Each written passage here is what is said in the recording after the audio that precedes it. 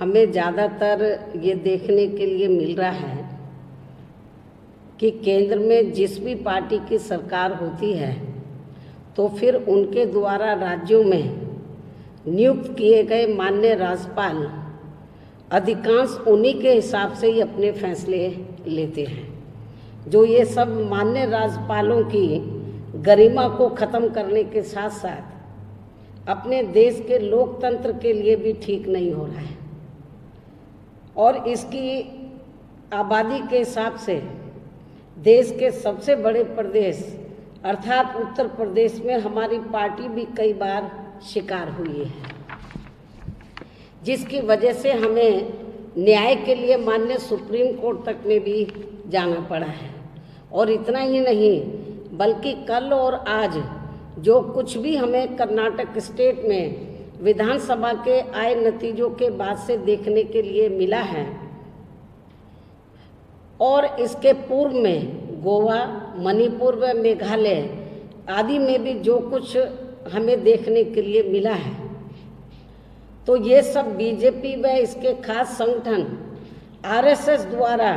बाबा साहब डॉक्टर भीमराव अंबेडकर के बनाए गए भारतीय संविधान को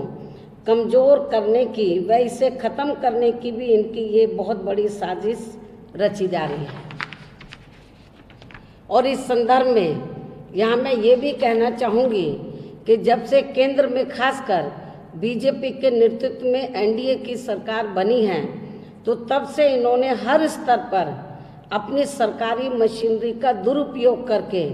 यहाँ लोकतांत्रिक मूल्यों की काफ़ी हद तक हत्या कर दी है। और ये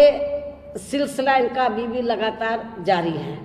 जिसके अनेकों उदाहरण देश की जनता के सामने हैं। और इस मामले में ताज़ा उदाहरण कर्नाटक स्टेट का है, जहां बीजेपी ने यहाँ विधानसभा के आए नतीजों के बाद कांग्रेस, जेडीएस व बीएसपी के कुल विधायकों की संख्या से काफ़ी दूर रहते हुए भी आज श्री येदियुरप्पा को मुख्यमंत्री के पद की शपथ दिलवा दी है, जो अति निंदनीय है। और इसकी हमारी पार्टी कड़े शब्दों में निंदा भी करती है।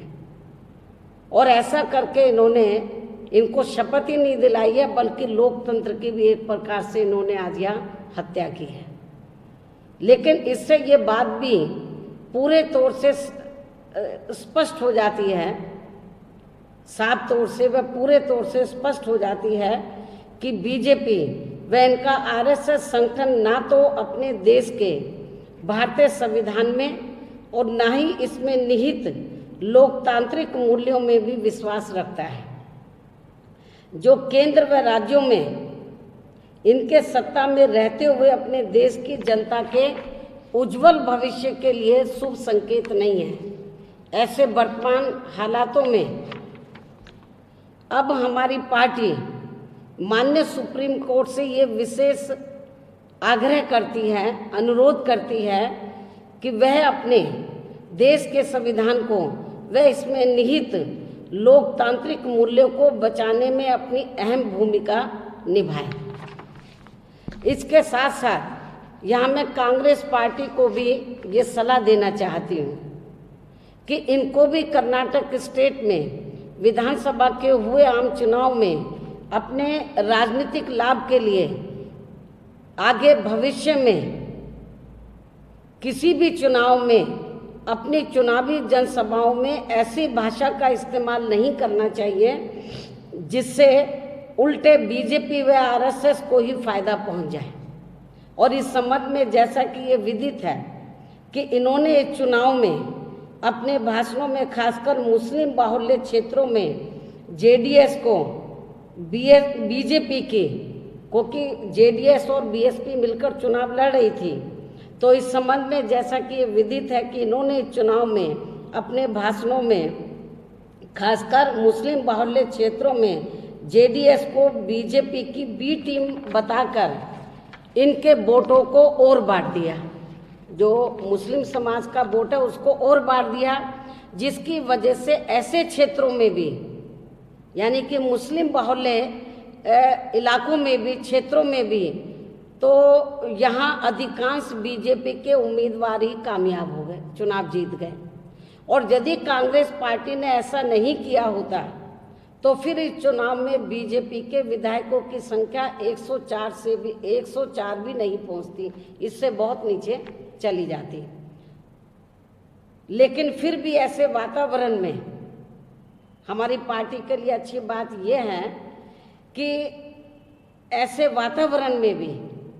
हालांकि साउथ में हमारी पार्टी का कोई ज़्यादा जनाधारण या ज़्यादा जोर भी नहीं है, लेकिन फिर भी ऐसे वातावरण में बीएसपी के लोगों ने यहाँ अपनी पार्टी का एक विधायक बनाया है और इसके साथ साथ अपने गठबंधन दल अर्थात जेडीएस के उम्मीदवारों को भी काफ़ी कुछ अपना वोट ट्रांसफ़र करवाया है। और जहाँ जहाँ मेरी चुनावी जनसभाएं हुई हैं तो वहाँ तो बड़े पैमाने पर जो बीएसपी का बेस वोट है, दलित बेस वोट है, वो जेडीएस के उम्मीदवारों को ट्रांसफ़र हुआ है। और बीएसपी के लोगों ने और ख़ास तौर से जो दलित वर्ग के लोग हैं, जो बीएसपी का बेस वोट है ना, उन्होंने मेरी अपील पर ध्यान दिया और जेडीएस के उम्मीदवारों को भी उन्होंने अपना वोट ट्रांसफ़र कराया है। तो इसके लिए मैं उन सभी का अपने केंद्रीय यूनिट की ओर से पूरे तहे दिल से आभार भी प्रकट करती हूँ।